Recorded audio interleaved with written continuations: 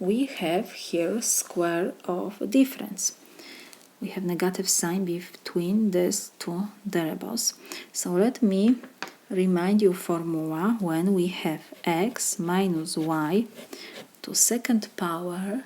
So this is equal x squared minus 2xy plus y squared. In our example, x is equal a to n power and y is equal b to third power. So now we will use this formula to solve our problem.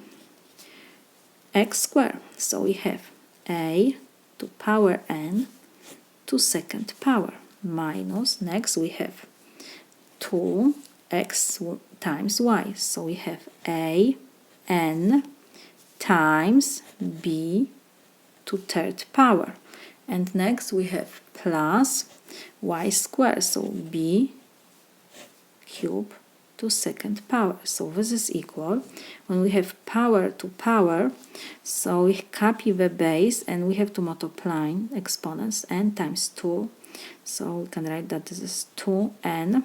Next we have negative sign 2 and we have to just rewrite next variables, a to power n, b to third power, and again we have plus power to power, so we copy the base and we have to multiply exponents. 3 times 2 is 6.